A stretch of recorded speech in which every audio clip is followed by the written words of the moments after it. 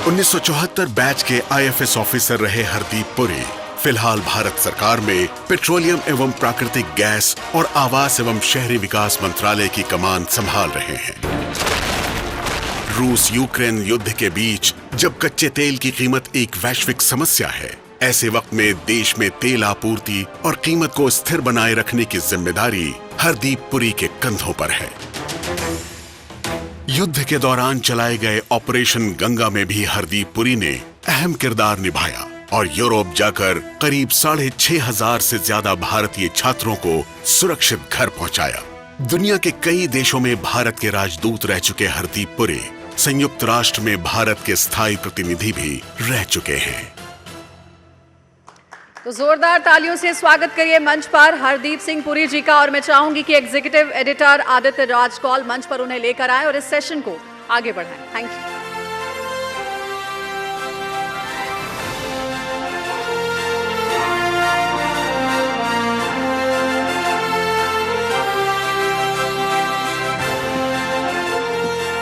नमस्कार, आप सबका यहाँ पर स्वागत है और खासकर एम्बेसडर हरदीप सिंह पुरी, खासकर मैं इनको एम्बेसडर इसलिए पुकारता हूँ क्योंकि आज ये मंत्री के तौर पर जाने जाते हैं, लेकिन इनका महत्वपूर्ण योगदान उस समय रहा जब ये संयुक्त राष्ट्र में थे।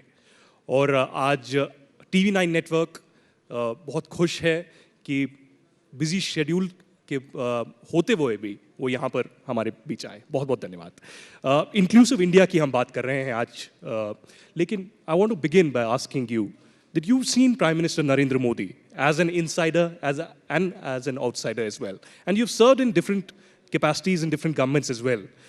But as per you, does Prime Minister Narendra Modi represent the idea of an inclusive India? And how does he represent? We've seen the various schemes that he has come up with in the last 8 years, and you just finished the 8 years recently. लेकिन हरदीप पुरी जी, आप हमें बताएं कि प्रधानमंत्री मोदी एक idea of India को कैसे represent करते हैं? आदित्य जी,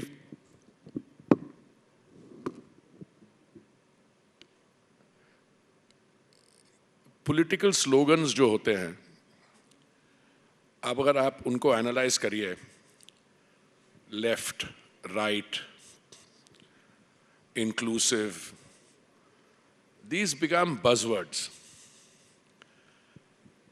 आप किसी भी सरकार का रिकॉर्ड देखें, मैं सिर्फ भारत की बात नहीं कर रहा हूं, विश्व भर में किसी भी देश में, तो एक पुराने जर्मन फिलोसोफर थे, हम इतिहास में दीपक बुरा जी भी बैठे हुए हैं, मेरे पुराने साथी सीनियर, उन्होंने कहा था कि genius lies in identifying yourself with a principle. What do you stand for? और इसमें मैं कहूं कि मैं राइट का हूं, मैं लेफ्ट का हूं, मैं सोशलिस्ट हूं, ये slogans at different points of our existence, they have been adopted by different people. But let's look at the track record. What is the global atmospherics and what is happening in India? शुरू में international community ने millennium development goals को adopt किया, MDGs। उस समय भी मैं जब राजदूत था तो मैंने कहा था कि इन मिलेनियम डेवलपमेंट गोल्स में एक फंडामेंटल फ्लॉ है। वो क्या है कि the conceptualisation of these MDGs, ये इंडस्ट्रियलाइज वर्ल्ड का जो थिंक टैंक है OECD, the thinking was done there. और फिर इंटरनेशनल कम्युनिटी को ये MDGs were presented on a take it और लीव इट बेसिस। आप इंडिया, आपको ये करना है अगले 5 साल में, आपको ये करना है। And the MDGs were successful, frankly, because a large developing country, you can quarrel whether it's a developing country, now a $12 trillion economy, China made a great success.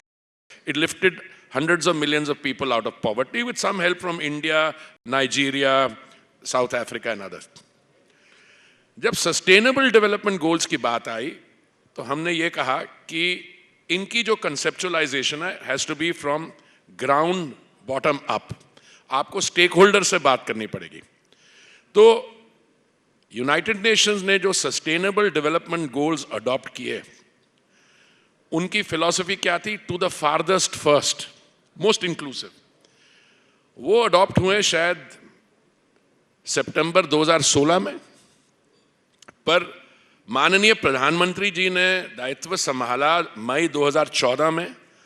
उनकी जो केंद्रीय योजनाएं हैं they all started in June 2015, और जो SDGs globally करना का उनका ऑब्जेक्टिव है, प्रधानमंत्री Narendra Modi had already started on that in June 2015। मैं 2-4 आंकड़े आपको बता दूं। पहली बात तो उन्होंने ये कहा कि ये 2014 की अगस्त रेड फोर्ट स्पीच में कि मेरा सपना है कि by the time we celebrate the 150th birth anniversary of the Mahatma, India should be open defecation free. All the liberals, all the cynics, ये कोई बात है रेड फोर्ट से करने के लिए? और आप आज देखें द सब जो हमारी केंद्रीय योजनाएं, this is the most important. So Swachh Bharat mission has been successful. India is open defecation free in all states but one, also in 1 or 2 districts. प्रधानमंत्री आवास योजना, उन्होंने कहा कि मेरा ये सपना है कि 2022 तक हर एक भारतीय नागरिक, वो जहाँ पे भी रहता हो, रहती हो, उनके सर के ऊपर एक छत होनी चाहिए, पक्का मकान, जिसमें शौचालय होना चाहिए, जिसमें किचन होने चाहिए, गैस सिलेंडर होना चाहिए। और उन्होंने डिमांड असेसमेंट स्टेट से मंगवाई। तो हमारा जो अर्बन सेक्टर है, डिमांड असेसमेंट, मेरे मंत्री बनने से पहले डिमांड असेसमेंट आई 1 करोड़ की। आदित्य जी, बहुत मैं गर्व के साथ आपको ये जानकारी देता हूं, आज 1 करोड़ 22 लाख ऑलरेडी सैंक्शन हो गए हैं मकान। महामारी के दौरान आयुष्मान भारत शुरू नहीं हुई योजना, उससे पहले हो गई थी। हर एक परिवार को 1 साल 5 लाख रुपए की सुविधा है दवाइयों के लिए, इलाज करवाने के लिए, ऑपरेशन, पोस्ट ऑपरेशन केयर के लिए। महामारी के दौरान some of our citizens were more vulnerable, जैसे हमारे स्ट्रीट वेंडर्स हैं। तो मोदी जी ने एक नई योजना शुरू की स्ट्रीट वेंडर्स के लिए। मैं आपको फ्रैंकली आपके साथ शेयर करना चाहता हूं, जब ये योजना के बारे चर्चा हो रही थी, it's a scheme of financial inclusion. आपको याद होगा बांग्लादेश के एक इकोनॉमिस्ट हैं जिनको इसके लिए नोबेल पुरस्कार भी मिला for a scheme of financial inclusion. मुझे चिंता क्या थी कि अगर आप किसी बैंक को कहेंगे कि किसी रेडी वाले को, या जो अपना व्यापार ऑन अ डेली बेसिस करता है, who takes in a loan at very high rates of interest, कि उनको 10,000 रुपए आप लोन कर दीजिए, तो क्या बैंक को ये मोटिवेशन होगी? और ये कैसे इंप्लीमेंट होगी स्कीम? उसमें एनपीएस नहीं बढ़ेंगे। अगेन आइडेंटिफाई किया कि इस सेगमेंट में करीब 50 लाख लोग आते हैं। और again matter of great satisfaction, 43 lakhs have been provided loans. और उसमें ये कंडीशन दी गई कि अगर समय से आप पैसा लौटाते हैं वो 10,000 रुपया, तो आप अगला जो लोन है 20 या 30,000 का वो ले सकते हैं, उसको लौटाते हैं, फिर 50 का ले सकते। सो एक scheme for financial inclusion also became an instrument to onboard those people through the use of technology। वो जो बाकी केंद्रीय योजनाएं उनके लाभार्थी बन सके और बने। तो आप ऐसी कई योजनाएं हैं। तो मोदी जी की जो फिलॉसफी है, आप लोग ये राइट विंग है, ये लेफ्ट विंग है, from Sarvodaya to Antyodaya, which is the philosophy of the sustainable development goals. और मैं फॉरेन सर्विस में करीब 40 साल, 39 years to be precise रहा। मैं I've been posted all over. I have never come across a more focused system of inclusive governance than this. Inclusive both in political sense and economic sense. That is my submission. Absolutely. I'll come to something that has created controversy, in the recent days. और ये मैं बात कर रहा हूँ एक Agniveer scheme की. और ये बात मैं इसलिए कर रहा हूँ क्योंकि प्रदर्शन तो हम देख ही रहे हैं, जो नौजवान हैं सड़कों पर आए हैं बिहार में, हरियाणा में, उत्तर प्रदेश में. लेकिन राहुल गांधी ने आज एक ट्वीट किया और राहुल गांधी ने कहा कि जो जय जवान और जय किसान का स्लोगन है और जो प्रधानमंत्री भी बार बार दोहराते रहे, इसके खिलाफ सरकार जा रही है. और उन्होंने कहा कि जिस तरीके से फार्म लॉज वापस लिए गए, उसी तरीके से अग्निवीर भी जो है वापस ले लिया जाएगा एक दिन. तो क्या आपको लगता है कि एक मन में धारणा बन गई है हिंदुस्तान में, भारत में, कि जो इंडियन आर्मी की जॉब होती है या रिक्रूटमेंट होती है, it's a mass recruitment agency, या फिर आपको लगता है कि इसमें कुछ संशोधन होने का अभी भी कोई मापदंड हो सकता है? देखिए, जब मैं आपके यहाँ आ रहा था तो मैं किसी से, I was on the phone and I said कि presume this session is on the work of my two ministries, housing and petroleum and natural gas. तो इसे उन्होंने मुझसे पूछा कि what is your view? मैंने कहा जो भी होगा ऐसे सवाल तो आएंगे. So I'm very happy that you've asked that question. So let me start by saying, because this is a question I want to answer up front. देखिए, राहुल गांधी जी ने क्या कहा, उन्होंने नहीं कहा, मैंने देखा नहीं, उनकी ट्वीट देखी नहीं है. और कितना सीरियसली आप राहुल गांधी जी को लेते हैं, there can be a difference of opinion amongst some of us sitting here. As a former diplomat and now a cabinet minister, being in the council of ministers for 5 years, मैं normally बाकी politicians पे comment directly नहीं करता हूँ, पर उनके content पे मैं कुछ कहना चाहता हूँ. तो 3 सबमिशंस मैं आपके सामने रखना चाहता हूं. पहली बात, डेमोक्रेसी की विशेषता यह है that it places a premium on the right to dissent. That is what makes democracy the best form of government. we pay a price because you do not use an executive fiat or unilaterally imposed systems.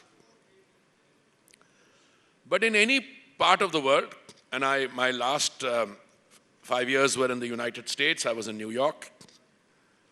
दुनिया में कोई भी ऐसा देश नहीं है जहां पे if you disagree, you are allowed to burn state property. So this is the first submission I make to you. Second, जब मैं रिटायरमेंट के बाद एक इंटरनेशनल थिंक टैंक में I was anchored, and there was a independent commission on multilateralism to look at the effectiveness of the UN on its 70th to 75th anniversary. And I was a Secretary General on that. We did 16 thematic studies. One of them was on the power of social media to mobilize. मैं उस paper को कभी कभी मैं दोबारा पढ़ता हूं.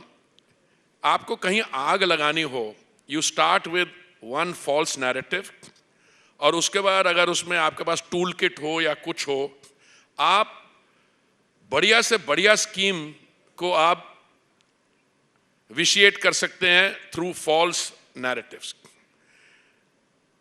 I could go into the farm laws because those have been mentioned as part of Jai Kisan, what the gentleman said. As I'm not referring to him, I'm referring to him. What was the objective of the farm laws? The objective clearly was that more money should be put in the pockets of those who toil hard and are our andatas.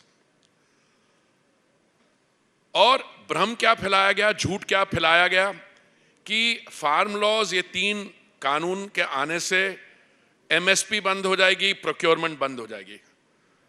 तो मुझे I don't remember exactly, सितंबर या अक्टूबर का महीना था, अभी procurement season में कुछ समय था.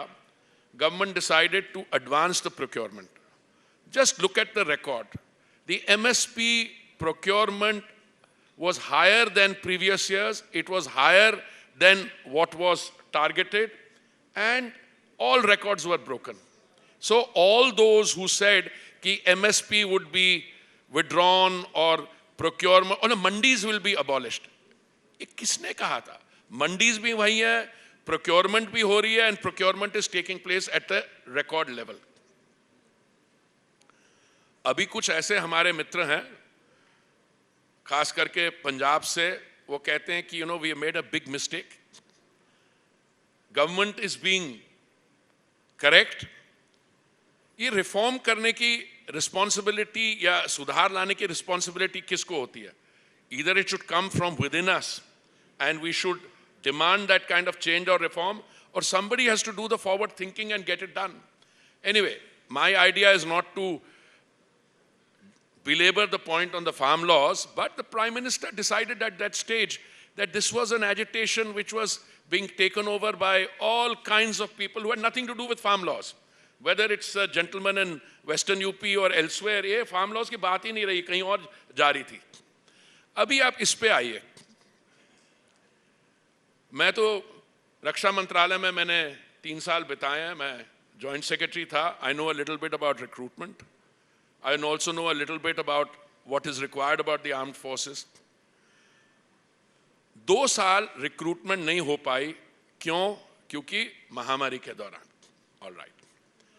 अब एक स्कीम लाई गई है जिसमें आप अपने यंगस्टर्स को आर्मी, एयरफोर्स और नेवी में भर्ती करेंगे. Initial figures I think 46,000, 40,000 for the army, 3,000 for the air force and the navy. और उनको 4 साल you will keep them in it. Similar schemes are there everywhere in the world. In one country there's compulsory, it's conscription. Other places voluntary scheme. 4 साल 5 साल. भाई साहब ऐसी schemes पहले भी आई थी. मेरे जो विदेश मंत्रालय में colleague है, many of our colleagues came through what is the emergency commission. We came for a limited duration. Many of them rose to be grade 1 ambassadors. Those recruitment possibilities at a officer level are open. So what are you planning to do with these 4-year inductees? You give them skill sets, you provide them training, skills, they become disciplined members of society, and then as per current thinking, उनमें से 25% regular जो long term सर्व करना चाहे वो कर लें.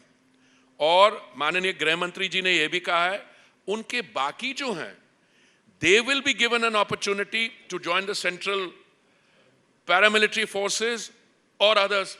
मैं आज आपके सामने बोल रहा हूं, हम अभी इसमें अपने आप तैयारी कर रहे थे क्योंकि मेरे जो मंत्रालय इसमें दो मंत्रालयों में PSUs हैं. मैं आपके सामने ऑन रिकॉर्ड कह रहा हूं, many of my PSUs are already working on कि हम ये जो ट्रेन्ड मैन पावर आएगा बाहर से, ठीक है, 25% चले गए उसमें in the regular force, certain percentage will go into the central paramilitary forces.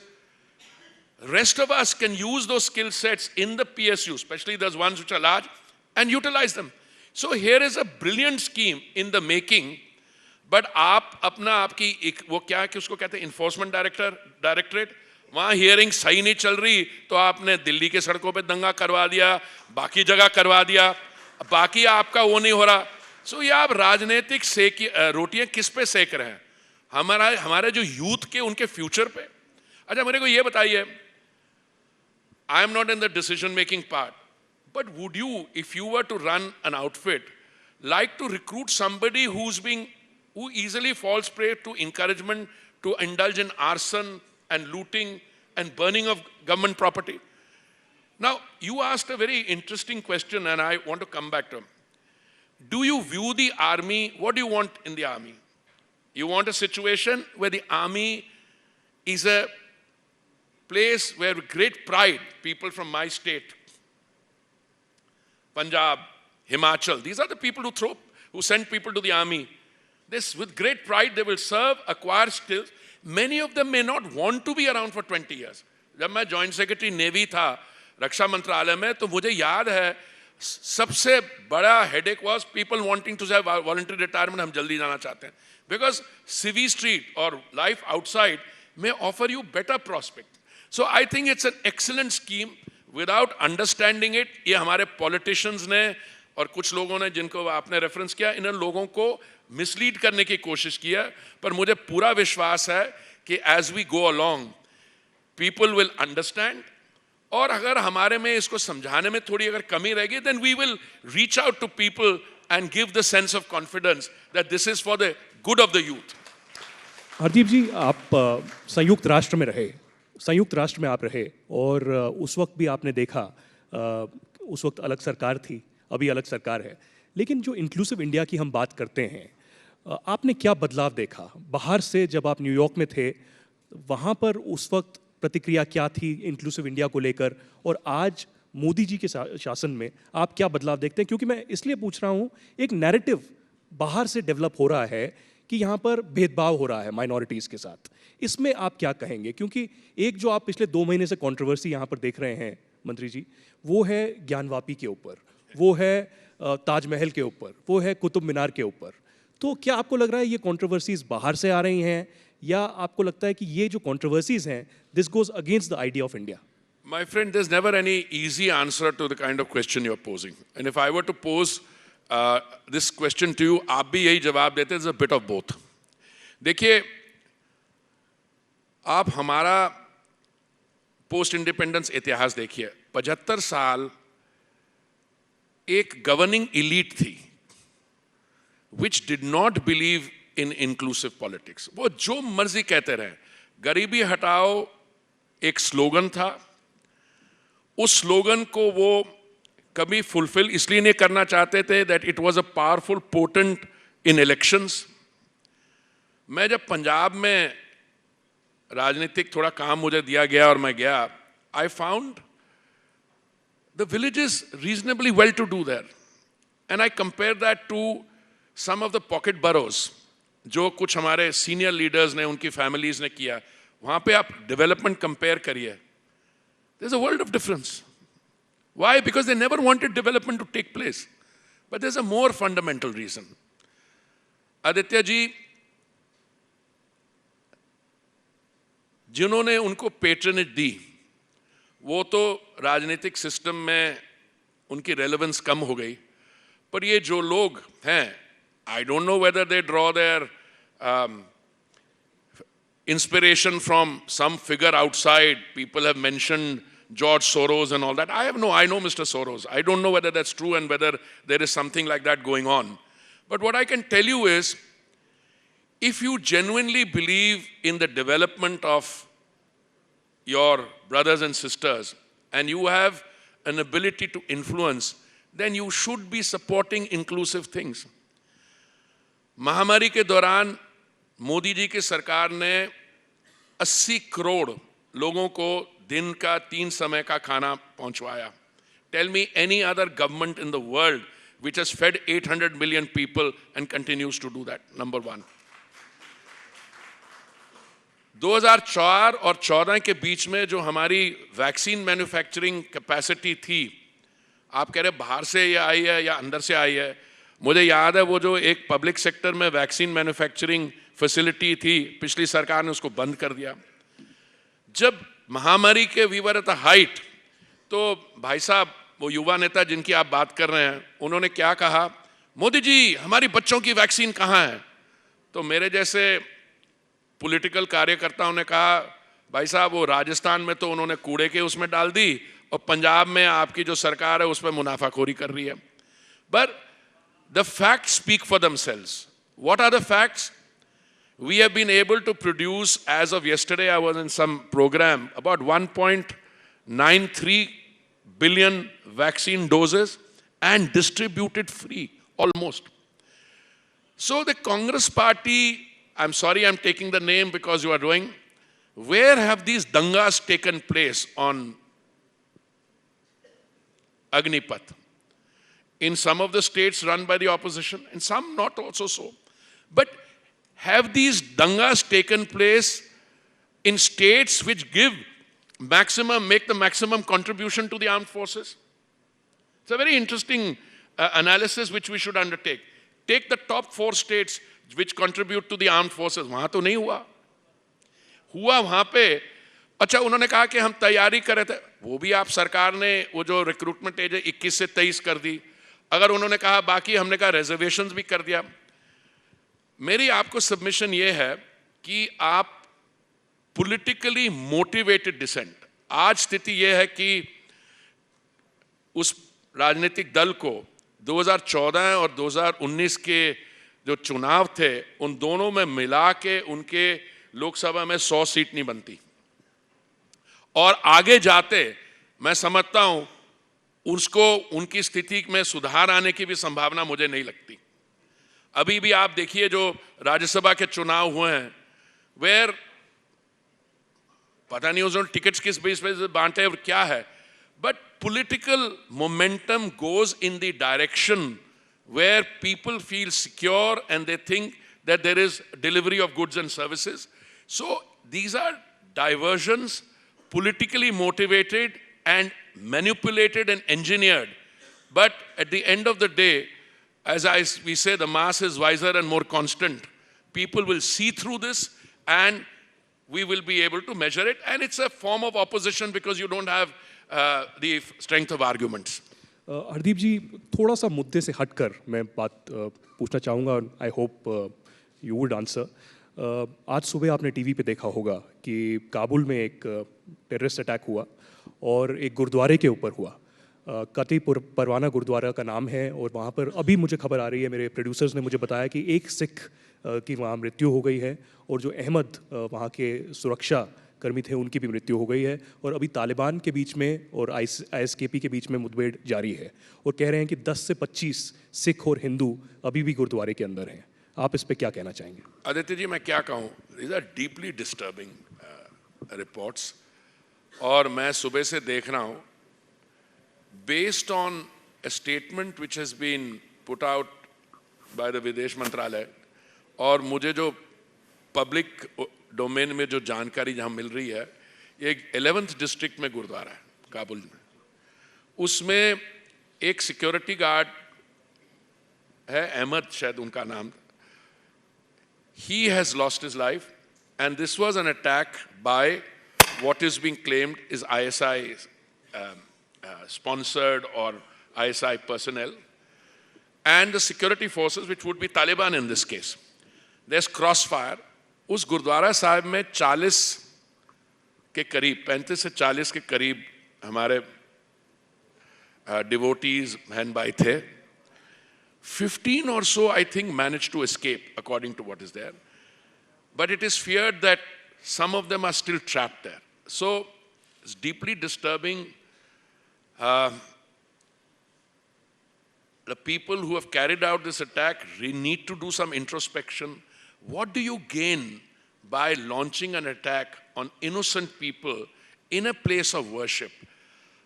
I mean, whether you are religious or not, I think the consequences of this for the perpetrators of this heinous action can never be good. So I'm deeply disturbed. Insofar as we are concerned, I don't know, I had the privilege of some months ago, maybe a few months ago, of carrying the Holy Granth, which came back from there. And I felt greatly privileged. I'm not particularly religious, but I'm proud to be a Sikh. I'm a devotee. I'm a disciple. India's arms have always been open to any of our, citizen is a very difficult term to use, but people of our origin. That explains many of the legislative initiatives we took. उस समय कहा जा रहा था कि ये क्यों enact किया है, अभी वही लोग कहते हैं कि शुक्र में आपने किया। So as we are pained and we watch this, we pray for their well-being and survival, and I'm sure the Ministry of External Affairs and all the other authorities will see what follow-up action has been taken. I was told long back that many of them came back, कुछ लोग और देशों में भी गए, बाकी they didn't want to leave at that stage, so I don't know. Well, Hardeep Puri जी, आप हमारे कॉन्क्लेव में आए, आपने समय निकाला, बहुत बहुत धन्यवाद, और हम आपको और शुभकामनाएं देते हैं। धन्यवाद। Thank you very much. Thank you very much.